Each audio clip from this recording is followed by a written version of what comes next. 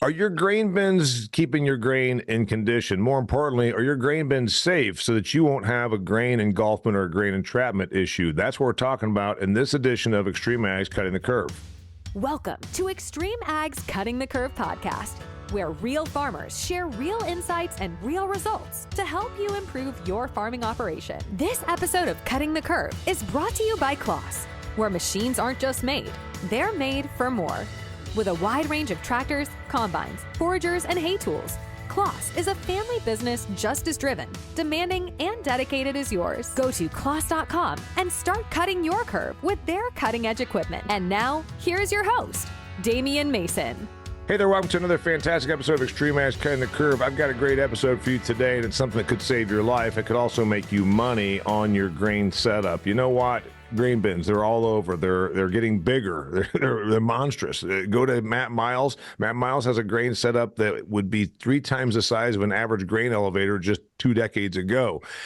Is the grain coming out in as good a quality as it was when you put it in there? That's question number one. Number two, if you have to get in your grain bin, is it safe? Are you going to die? Is one of your hired guys going to die? We want to prevent that from happening. I've got a great topic for you today because that's exactly what we're talking about. I've got Opie, CEO, president. I'm not exactly sure of his title, to be honest with you, but he's important. His name is Adam Weiss, and he's joined by Adam Gittins. Adam is with a company called HTS Ag. They are a dealer and installer of the Opie grain handling equipment. So we got them on here, joined by Matt Miles, who's almost fanatical about grain bin safety and grain bin quality. And then we got Kelly Garrett that's going to be putting in a system from Opie. We had this conversation at Commodity Classic. We wanted to also bring it to you now via podcast. So it's a great subject. What's Opie do, Adam Weiss? Yeah, Opie solely does grain management. We've been in business for 40 years, pioneered the digital temperature and moisture cables. And so based off temperature, moisture, we automate fans and heaters to keep grain in condition. Matt, your grain setup, I was there. It's massively big. You put up a part of it, then you expanded it. Did you put in their stuff when you built your bins? Yes, absolutely. When I built my bins, I actually didn't have the dryer, so I built these bins in 4 stages, the dryer being the last thing I did. So extremely important, in my opinion, when you're drying higher moisture grain without any heat. So you're basically using our air to dry. So you really got to pay more attention to it. And then, of course, as the bins have gotten bigger, you know, you can control a 10,000 bushel bin or sample it even better than you can a 120,000 bushel bin. So it's one of those things that once you've got it, it's kind of like a forklift. Once you've had one, you're like, how'd I ever get by without it? Right. So talk about grain condition, and we're talking about then the safety part of it. So let's go in. They both go together, but what does this thing do? You're the one that puts them out there. Mr. Gittins, you're the one that puts this stuff in a bin. How does it work? How do I put it in? Why do I need it? We're to kind of talk about why I need it. So kind of go from the standpoint of boots on the ground out in the field doing the Absolutely. work. And, I think it's important to note here, we talked about Matt's setup being very big. Opie has a solution not only for those very large bins. We work with customers like Matt up here in Iowa. We also work with even some commercial grain accounts where we're talking some really big setups.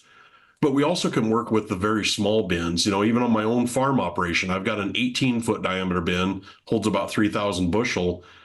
And what it does, we put a cable down through the grain, or multiple cables as the bins get bigger, and we're able to monitor moisture and temperature on that cable at preset intervals every 2 foot, 4 foot, 6 foot, whatever we decide on, depending on the size of the bin there. And that gives us the ability then to have a very, very good understanding of what's happening in the bin. But the even bigger step is we can automate the fans based off of a weather station. And so we can turn the fans on and off based off of actual humidity and temperature at the site. And we can significantly reduce run times of the fan, while at the same time, we're able to get the grain in perfect condition. Got it. get the grain in perfect condition based on the monitoring. So is OP's system, the cables, as well as all of the mitigation, is it just the sensory, or is it then the remedy as well? So we have not only the sensors in the bin, but then also the automation where we're automatically turning those fans on and off. And it's all tied into a cloud platform where you can view what's happening in the bins. Yep. And you can make adjustments to the system and set it to do what you want it to do.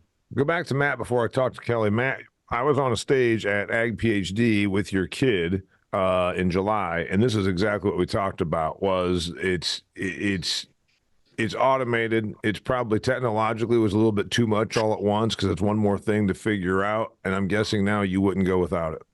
No, I absolutely wouldn't from the day one. I mean, it's a little bit confusing when you first start, but once you understand, if you know anything about managing grain anyway, it takes the wear out and it takes the travel out. Like Adam was saying, you can do all this from Hawaii if you're on vacation. You preset everything, and then if you don't like something that's going on or you want to change your target moisture, you're able to do that there. They used to be, I don't know if they had them in the north, but sterols. Adam probably understands that with rice. They were in the older bins because they had to move the grain around to keep rice from staining. And majority of the bins in our area now have all the sterols took out and cables put in. Interesting. So this isn't a corn and soybean thing, also rice. Staining. So it's not a matter of its crust, it just stains. Is that the issue on rice? Oh, yeah. That's another advantage if you're a rice producer. Your wife's not going to want to go to the grocery store and pick up white rice that's brown. Yeah. Any stain to it at all, they reject it. That goes to dog food or whatever.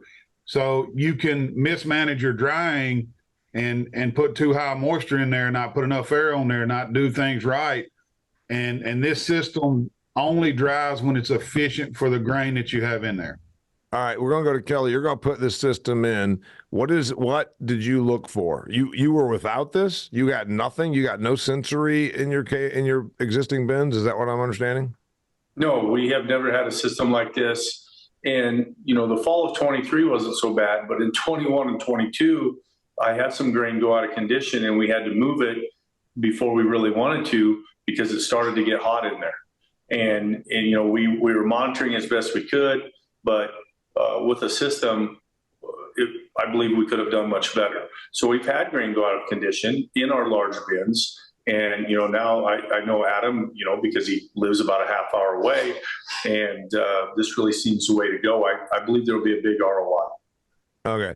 So you're going to put this, go ahead, if it's okay to do this, because if we were at Commodity Classic, we had a whole bunch of farmers in the panel and the booth, we'd ask this question also. You just bring up ROI, and I want to talk about the safety some more, but I want to go to ROI at some point. So don't let me get away from that. Okay. Kelly's going to talk to us about the money. All right, let's talk about, I'm putting this in, and it's going to prevent me from having to get in the bin.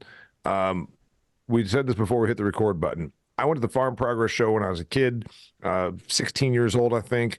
It was like 1985, and they've got the emergency crews showing you how to pull people out of a grain bin and this whole thing. Don't get in grain bins, don't get uncrusted. And these are like 10,000 bushel grain bins. And here we are with 10 times that big of grain bins as harvests have gotten bigger, yields have gotten bigger, farms consolidated. And somehow the problem's worse, Matt says. Adam Weiss, is the problem worse? Are we losing more farmers in grain bins than we did 40 years ago? It seems like it's something we sure as hell should have gotten better at. Unfortunately, we are. We referenced a study Purdue just produced last year that shows a year-over-year increase of 40% in entrapment. And obviously that stat's going the wrong way. And with the technology that we have today, there's no reason for it. It shouldn't be. We can prevent it, but yes, unfortunately, it is going the wrong way. Yeah, I got that stat here, that the talking points you sent. Is it just a matter of I should never get in the grain bin until it's down to the floor? I mean, isn't that what we're talking about? Well, yeah, ideally, and zero entry is what we're pushing for. So, even with proper monitoring and ensuring that you don't have out of condition grain that'll keep the grain flowing. But then even once it gets down to the bottom, I mean, there's sweep technology that really can get you to zero entry. and that would be the goal. All right. So I put in your system in an existing bin. I put it in a new bin. It doesn't matter. And you don't build the grain bins. You're only the system. That is correct. Yep. We focus solely on the technology for managing grain. Got it. I want you to tell me then about the ROI, Kelly. Before we do that, we put in the system. You can do it on retrofit. You can do it on a 20-year-old bin. Is it worth doing it? If I have a 20-year-old bin, is it worth doing this? Absolutely. Absolutely. And Kelly's going to tell you a lot about the ROI there. But yeah, the ROI is the same whether it's a new bin or an existing bin. Got it. It might Adam, look better on an older bin, honestly, because the equipment's not as up to date. So you need more help managing. You work on an old tractor more than you do a new one. So you definitely, I would think, an older bin with the smaller fans and less capabilities than we have now would even be more important than a new bin. Mr. Adam Gittins, is that true? Yeah, I really think so. And in my own farm operation, we've talked about keeping grain in condition. We've talked about getting it to the proper condition and not having the spoilage. One of the other things that I've actually been able to do in my own operation, last fall, we harvested very dry soybeans. They went in the bin 8.5% moisture, and I've actually been able to run the fans when it's ideal, when the humidity is a little higher, to put a little moisture back in those soybeans. And that's pure profit when you can have a more closely desired moisture of your soybean delivered to the elevator than a really dry bean. Lane Miles said that at the Ag PhD stage show that we put on about this very thing, that because of the OP system, knowing and what the moisture is, you can, on a humid day in Arkansas, which they have they have 2 humid days in Arkansas, I think. You can turn the fans on and suck ambient moisture out of the air and boost it back into your soybeans, so that way your soybeans are not too dry and are at that 13 to 15%, I think is what he's looking for. And that actually happens, right? Yeah, so in my operation, I'm shooting to get those beans up around that 12 to 13% mark. Our local soybean processor doesn't like them above 13, so that's what I'm shooting at. And when you can take them, even if I can only add 1 or 2 points to them, to take them from 8 to 10 is a huge improvement. And we've been able to do that and then some in my own operation. And that's where I feel like, that the beans I have, they're in a small bin. It's a little 3,000 bushel bin, but that's probably the bin that's going to pay me the biggest dividend this year. Yeah, so we talked about that. You already mentioned it, and that was one of the things that you covered at the Commodity Classic was these guys are large scale. We talk about Matt's got this. It's massive. It's bigger than grain elevators, but it doesn't. You don't have to be big to make this work. In other words, if you've got a 3,000 bushel bin, you've got a fit for them, and it still is the right thing to do. Absolutely. By the way, hey, Mr. Gittins, remember what I was saying? We're an audio type platform. Nobody heard you nod your head. You've got to answer audibly. Yeah, absolutely. And the big difference there is in a 3,000 bushel bin, we've got 1 cable down the middle and 4 sensors on it. And when we get to a 105-foot diameter bin, we drop 26 cables in it with, whatever length that is and however many sensors that works out to. But the system is very scalable, small bin to big bin and everything in between. We can fit a system into that. All right, so I'll talk about how if I call you out to retrofit and like Kelly's going to do, and then we'll talk about if we start new, and we're going to talk about doing the whole thing from soup to nuts. Before I do that, I want to talk about Nature's. Nature's is a company that we do some trial work here for at Extreme Ag. Nature's is focused on providing sustainable farming solutions and helping maintain genetic potential for your crops. High-quality liquid fertilizers from Nature's, powered by Nature's Bio-K, can be targeted at specific periods of influence. You know what? A year like this, you got down revenue. We're going to be down 25% year over year on farm incomes. Why not make sure you're maximizing your fertility investment? Don't go out there and be wasteful. Don't be more judicious. Put the fertility out when the plant is going to utilize 100% of it. Nature can help you with that by targeting periods of influence throughout the growing season via precision placement techniques as a means to mitigate plant stress, enhance crop yield, and most importantly, boost your farm's ROI. ROI. Kelly's all about that. He likes money. So do I. You're going to put this system in. Are your bins right now sensorless? Your grain They are- setup right now has no sensors. No sensors. I was in one of your grain bins when I was there in December. Your kids thought it was funny, like somehow I don't know how to operate a scoop shovel. I had it. Then it was kind of Tom Sawyer thing. You probably don't even know how to run a scoop shovel. Next thing I know, Cheese is standing outside the grain bin drinking beer while I'm in doing his job. Anyway, I've been in your grain bins. How old are they? They're more than a decade old, right?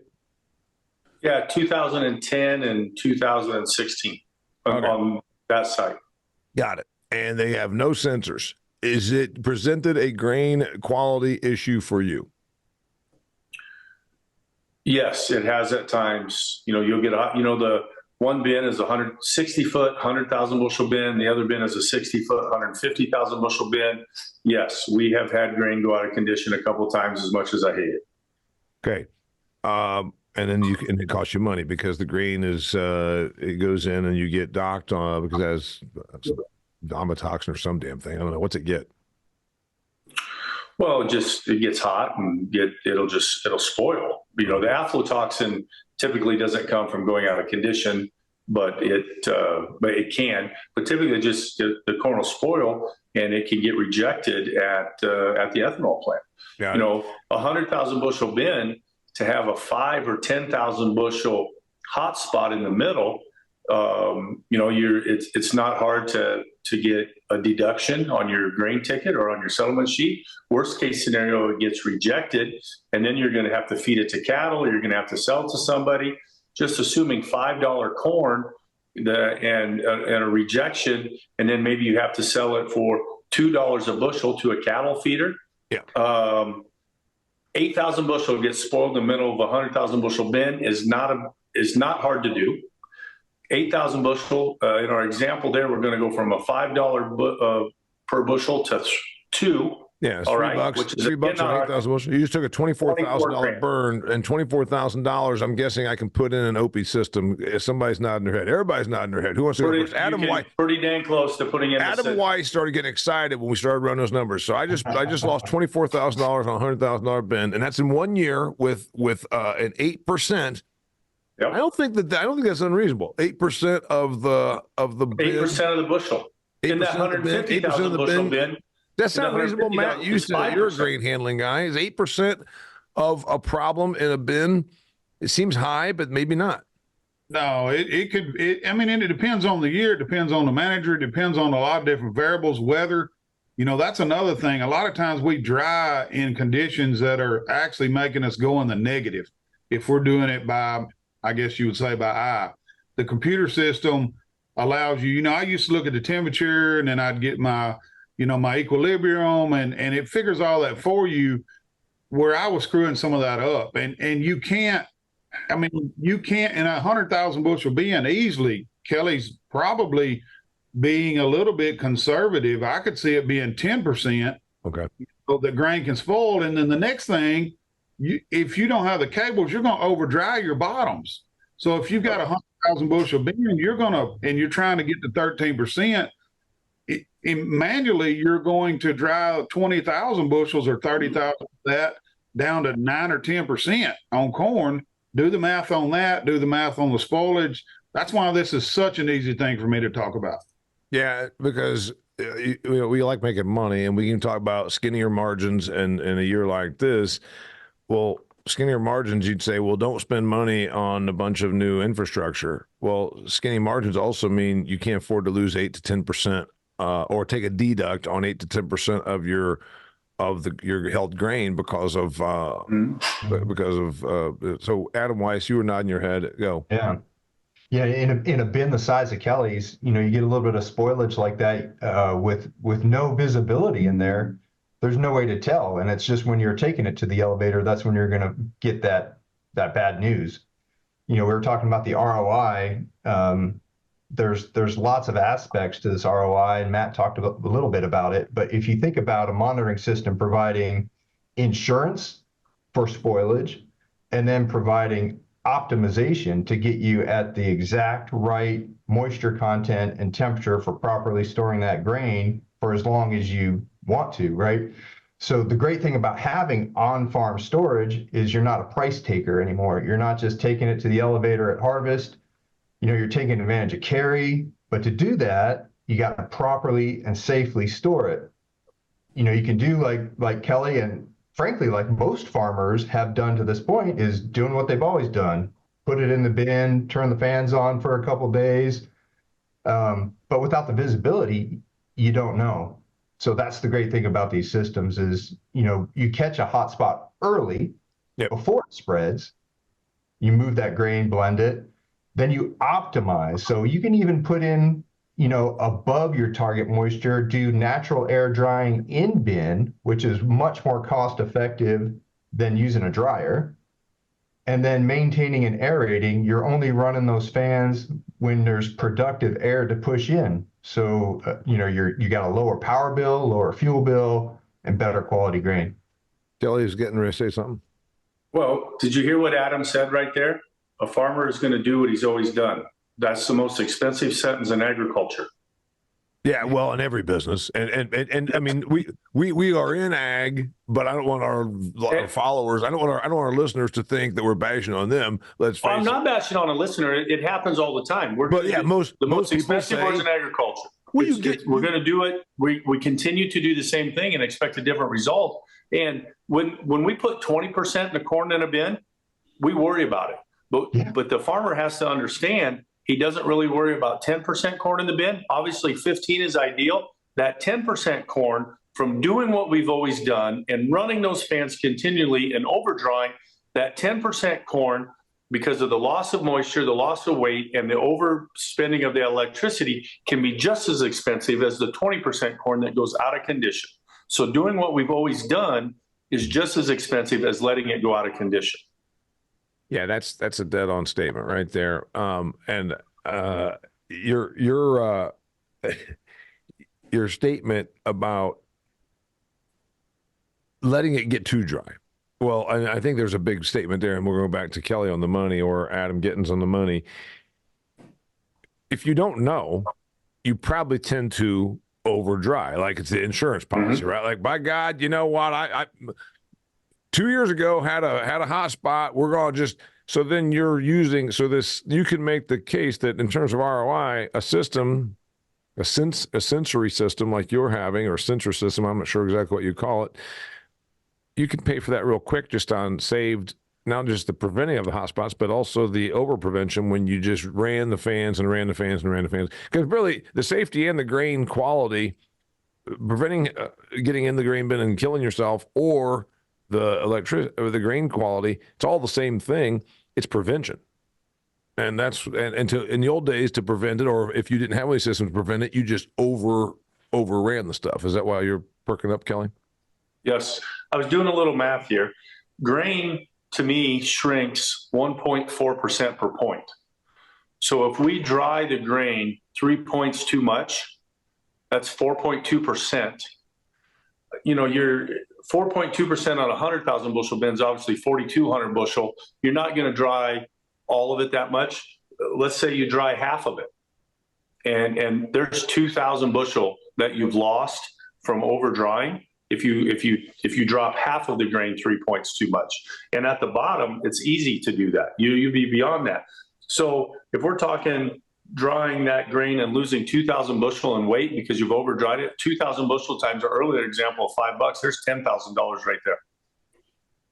And that's in weight from taking that grain from 15 to 12. And I tell you what, I've done a lot of sweep augering of 12% grain at the bottom. Well, Kelly, that's a great point. And on top of that, not only are you spending the money on the electricity to lose money at the elevator, we see on average somewhere between 40 and 80% reduction in fan run times by putting the system in and automating that. We did a side-by-side trial last year, and we were able to prove a 37% reduction in fan run time on grain that was already in condition when it went in the bin. It went through a dryer first. And those types of numbers are just over 37%. You cut back fan usage, fan time by 37%. Is that, and that's not every day of all year, but that still is every day for 6 months? Yeah, so the fans, typically we don't need to run quite that much with them, but you might run them for a solid month, depending on what you put them in. You want to get the grain cooled off in the fall, especially if it goes through a dryer. And so trying to get that cut down, if you can take it from 250 hours of runtime, even to 200 hours, these are not small electric motors. They use a lot of electricity. They take a lot of money to run. And when you start talking about multiple fans on multiple bins, that just becomes a multiplier to how much money we're spending to effectively penalize ourselves, as Kelly was saying. Well, and Adam, either one of the Adams probably got numbers on this, but when you're running them yourself, there's a certain, and I think it's fairly high percentage of time, you're actually going into the negative. You're using the electricity, and because of the outside temperature, you might be going up in moisture instead of down, but you may be just sitting still for 2 days and not doing anything. But paying the electric company. That's exactly right. That's what Adam was saying, is you're paying money to get a lower quality grain and a lower price at the elevator. Yep. Which is can be just as expensive as having it go out of condition. But when the fan's running, the grower feels like he can sleep at night, which he can, but that's an expensive rest. Yeah, and I want to go ahead and go into the money. And I think since we got the powers that be, we got the CEO of Opie here. So you know what? We're going to go ahead and we're going to ask about money because, again, we want to make sure we provide the listener what they missed at Commodity Classic. All right. Everybody that's standing around the panel right now, everybody that's listening right now is saying, okay, we keep talking about the expense of a life is, probably incalculable. Your hired man goes in and all of a sudden ends up in a grain entrapment. That's bad, obviously, and also grain quality. And then talk about overdoing it, as Mr. Gittins talked about. You've already dried the stuff. Now you've over aired it, and you've created a worse product that's going to have less value at the elevator, and you also spend a bunch of money to create that. Stupid. I want to put in one of your systems. I'm sold on this. How much? Can I do it on a per bushel? I'm assuming that on a per bushel basis, it gets cheaper the more you go. In other words, if I do like where Matt has 600,000 bushel bins or whatever they are, even bigger than that on a per bushel basis, the price goes down versus 30,000 bushel bin like Mr. Gittins is talking about. I keep calling you Mr. Gittins because there's two Adams on here, okay? That works. It's not out of any over respect for an Iowa guy. Let me just tell you that, okay? Anyway, Mr. Gittins, you're the one that's out there doing it. When I call you out to my farm, what do you tell me to expect money-wise? So the first bin's the most expensive. We've got some infrastructure you got to have in place, a gateway that's going to talk to multiple bins. Yep. And then, of course, it depends is probably the easiest answer because the taller the bin, the longer the cables, the more expensive the cables. The bigger the diameter of the bin, the more cables we need to be able to read all of that. But you could be looking at a system for, several thousand up to tens of thousands when you get into some of these bigger sites. But, on average, the first bin, let's call it around a $15,000 investment for a medium-sized bin, something like what a lot of farmers are dealing with. Well, what a medium-sized bin now, or compared to Matt's place, or compared to yesterday? What's a medium-sized bin? Yeah, 40 to 60? 48 9-ring, Yeah. And what's that bushel-wise? 60,000, 50,000, something like that, maybe? Depends on the height, 50 to 60. Okay. Yep. So it's the best part of this then, yeah, so you can't give an exact number. I get it. You kind of lawyered me right there, Adam Gittins. It was, it depends. It depends. You know what? Nobody hates it depends when they want a price. Kelly, how much are you going to spend? I think mine was about 23,000, wasn't it, Adam? If we looked at the full retail with everything. And mine, I'm going into 100,000 bushel bin, right? We're going into the 150,000 bushel bin. And it's my first one, so we have to put in the control system, things like that. The second bin will be less expensive because it'll wire into the same control system. Got it. So mine's $20,000. Once I begin the infrastructure improvement subsequent ones get cheaper because I've already gotten. Yes. So Adam, either of the Adams want to take that. So once I do one bin, then the second one, third one, they keep feeding off of the same thing. So I'm basically lowering my incremental cost. Exactly. Yep. Yeah. What But else? I mean, on Kelly's being there, if I did the math right, it's 15 cents a bushel. I mean, you're going to way more than say 15 cents a bushel. Plus, they make me all the time because I worry all the time. I sleep like a baby at night during grain bin season because I know. And if the thing about it is, if it's not working, it alerts you. So it's not just it's not going to be you go down there a week later and the power's been off. If the power goes off, somebody's calling you, or you're getting an alert that says, "Hey, your power's going off." Yep. The other part of it, I think, when we talk about ROI or the cost, because I get it, both Adams are reluctant to say a number because then if somebody calls them, well, you said on the Extreme Ag Cutting the Curve podcast it's going to cost this much money. We get it. There's always externalities, whatever, running power to it. I mean, I'm sure there's all this stuff, length of cables changes. I understand that. What do you tell people if they want to know when my payoff is? Matt Miles just threw out a number of 15 cents a bushel. I can pretty much see I can make 15 cents a bushel in my first year. I'm thinking, by golly, by the second year for sure. Do you tell people you're pretty much going to be able to pay for this system after year one it's paid for? Because that seems to me that's not terribly unrealistic. Yeah, I would say commonly in 1 year and for sure in 2 years. Does that sound right, Adam Gittins? Yeah, we've seen it over and over again. And it depends on the use case. If you're rehydrating soybeans, you might pay for it 5 times in the first year. If you're just trying to dry corn, it might take 2 years. In a really extreme situation, maybe it takes 3. But between over drying the grain, between the fan savings, the electricity savings, and as Matt said, the peace of mind is really worth something, I think, too. Yeah. All right. So what did you cover, if anything, at Commodity Classic that we have not covered now? Is there anything that you talked about that came up there that we want to make sure that our listener is not missing out on?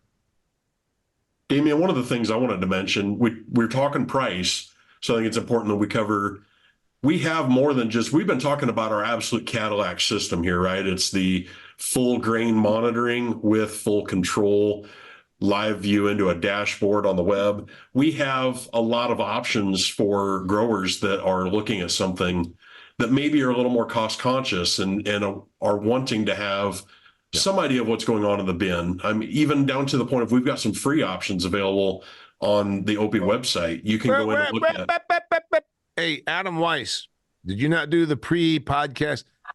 We don't make any money on free. We can't stick around. We can't keep this business going for free. What's he talking about? Yeah, and this kind of goes back to what Matt was talking early on about when he first got the system, how, it was a little intimidating at first, but a lot of what we do is education. We think it's really important to provide, this isn't rocket science, but there is some science behind how to manage grain. And so we spend a lot of time educating farmers and end users on what EMC is, how the system works, how fan warming affects the relative humidity of the air in the plenum. All of this stuff is important to properly manage grain. Not only do we provide that education, but our partners like Adam at HTS Ag or AP Fab down in Matt's neck of the woods, they will educate and manage the grain for the farmer. So that's why we offer these tools. We want you to be educated and know how to use the system and what you're getting. Adam Gittins, all joking aside, I when I made the crack there, you can't make money on free. I'm guessing what you're going to tell me is once we get farm operators better at understanding good management of grain methods, or God forbid, the guy in the next county over that got killed because he got in a grain entrapment situation, if we can help educate you, then you become a customer because you realize I need better grain management stuff and you can help me. Is that kind of where you're going with this? And then OPI system is the next step after the free education? Yeah, it's 100% right. If we can just simply help everyone understand how they can do better, the tools that we sell become critically important to that. And so there is that whole idea of a value escalator, right? We start with the free system, we educate you on the stuff, we help provide some tools to get you better at what you do. But we really view ourselves as a partner to come alongside farmers and help them do better at what they're doing and help them make money, because then in the end we all win. Right. So once they get through the free and say, "Yep, it turns out I used your tool and it looks like I need this," and that's where they come. What else did you cover, or what else did you cover Commodity Classic, or did you want to make sure you covered here, like Mr. Adam Gittins just said about the tool on the site? Is there anything else? Closing thoughts? I would add one thing is that it's not a transactional sale. We sell you the system and leave you on your own.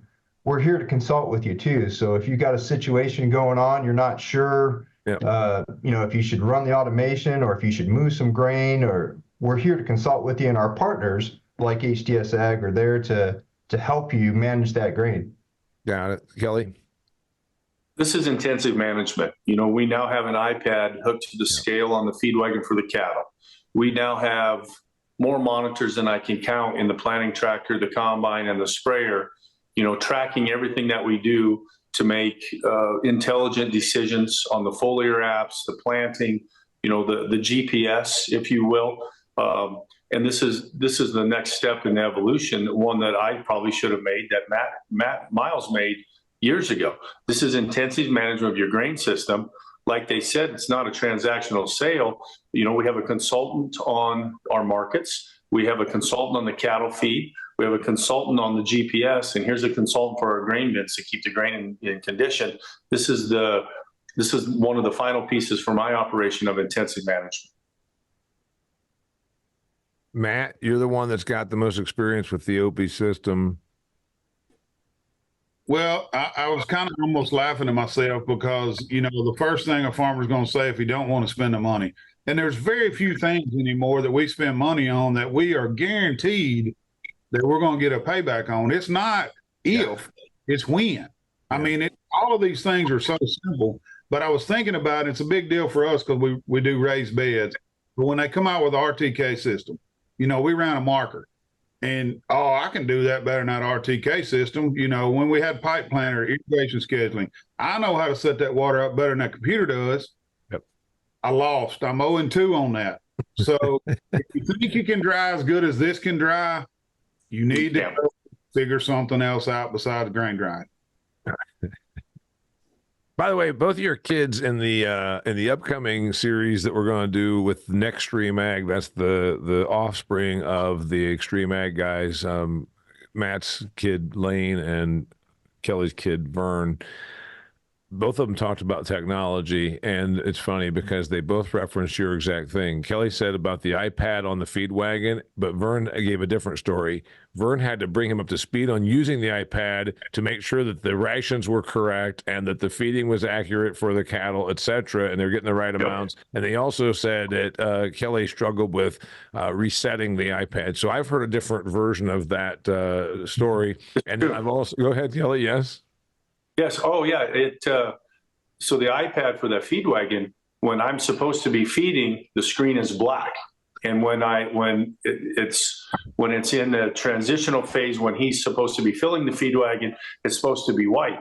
And when I don't push the right buttons when I'm unloading the feed, and then I pull back out the gate that he's opened for me, he can see what color the screen is, and I can't always hear what he's yelling, but I can see the arms up in the air and the animation, and I'm like, oh yeah, I forgot to push that button. And so I get in trouble.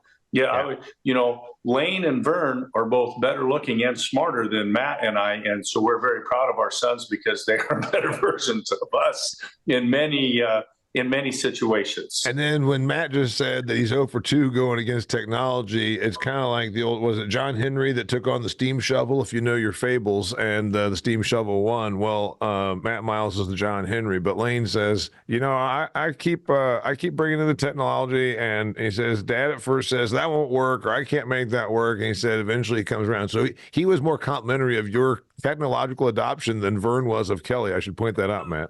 Well, I want to adopt it. I just can't always implement it. Adoption and implementation are two different things. I tell people all the time, Damon, that one of the biggest mistakes I've made in my life, and I continue to do it some, is that'll never work and it will never work on my farm. And every time I say that, it works on my farm. But I am getting better, Damien.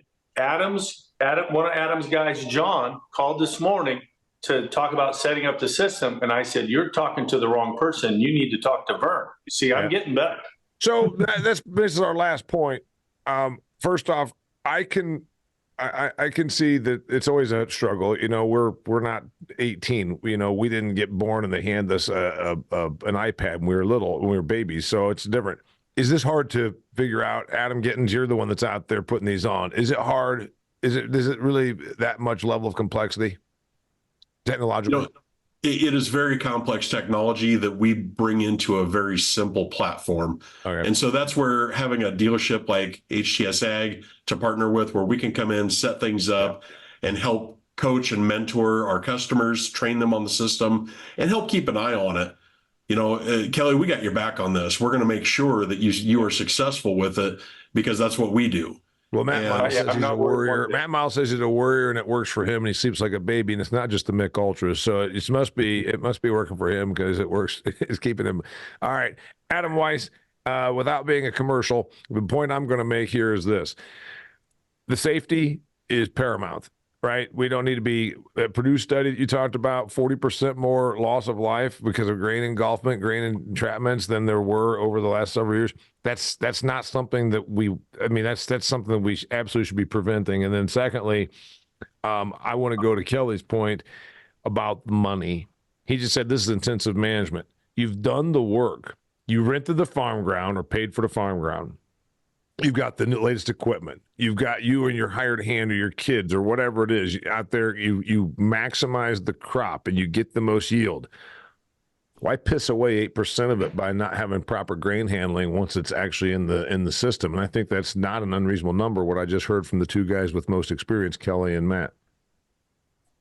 Absolutely, that's reasonable. And not even just piss it away, but why not even have the visibility to know what you have in there? You've done all that work all year long to get that crop into the bin, and then with no visibility, just sit and pray and hope it comes out good at the end. I don't know why.